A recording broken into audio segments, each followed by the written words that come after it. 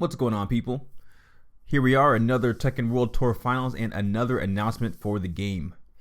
And this time it was a bittersweet seeing Harada making his last announcement for Tekken. It was not very drawn out for how momentous it is, but I think it was for the best and to rip the bandage off. And we got a lot of things riding on this one. Season 3 comes with the second anniversary of Tekken 8 and after the most contentious update in Tekken history being Season 2. Season 2 had emergency patches soon after that helped the game not be completely busted, but Tekken 8 has not had balance updates for the remaining issues for the past, 6 months, 5 months, something like that, and we really have been waiting for this moment. And what we got was a trailer with a lot of promises. Before anything else is shown, we see gameplay of balance changes, refined, focused, deliberate. Season 3 goes back to basics. Not spicing things up or the excitement continues, which was the Season 2 tagline. No, these words were front and center and speak directly to the many players that feel that Tekken 8 has gone astray. And I want to believe. But there's too much reason to be skeptical of this promise. Most obviously is that we've been fed this before, with the showcase promising that Season 2 was to be a defensive update from the aggression that was in Season 1. Fool me twice, shame on me.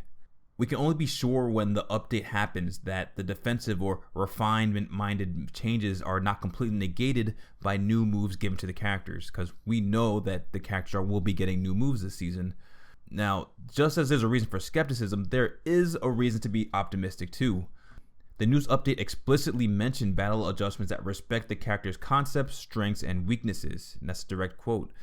That's number one listed here, and that's been my biggest issue with their balanced philosophy and changes to characters. I'm of the opinion that any move can exist as long as it has weaknesses to compensate, and those weaknesses should be dependent on the character and application of the move. I truly believe that many of the issues, not all, but a lot of the issues with the gameplay are fixable by reevaluating risk and reward and character identity. They also note alignment with Tekken 8's core gameplay and with the theme of refine.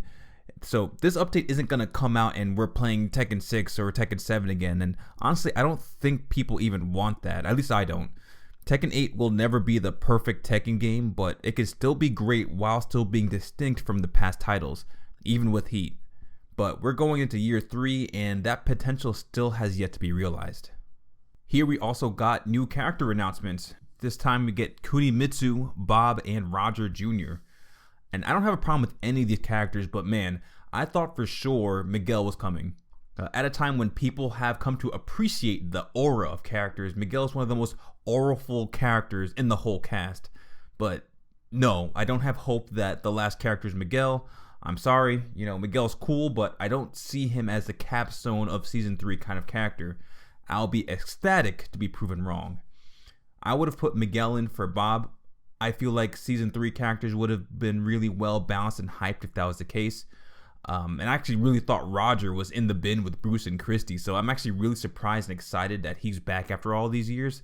Tekken used to have animal fighters, not just bears, so I feel like there's a kind of strange balance with him back on the list. So with Kuni, Bob, and Roger, there's a lot of people that are hyped and a lot of people that are disappointed. But at the very least, I'm glad that 3 of the characters got revealed and still leaving some mystery for the last one. Someone at Namco must have seen my Season 2 Season Pass video because they definitely sweetened the pot this time around by including special customization items and increasing the time for early access. Will I buy it? Maybe. I like knowing what I'm buying and I'll be very likely to play these characters. But I don't know yet, so we'll see. We also see that there is something noticeably absent from the trailer in their roadmap post, and that being new game modes. Nothing was shown for a tournament mode or my preference, team battle mode, and it is likely because audiences for this announcement were the dedicated players, but for the more casual players that don't really track the balance direction, for example, I'm not really sure what the big draw is for Season 3 besides the characters. If there are really no new modes, then the Tekken team is banking hard on the dedicated players to turn around the reception of the game and get people wanting to get back in. And we can still have some hope, since for Season 2, the new Ghost Battle mode wasn't mentioned in the winter trailer around this time, but it was actually announced in the spring trailer. So maybe we'll get a big announcement in March, but I feel like no new modes for Season 3 would be a huge disappointment. There are other updates planned. The ranked reset and the win bonuses should be good. Matchmaking to return to being based on your current character instead of your highest character, that should be good. More customization slots, that should be good. Honestly, there's actually a lot to look forward to in season 3, but we can only hope that the Tekken team will deliver on their promises. I want to believe.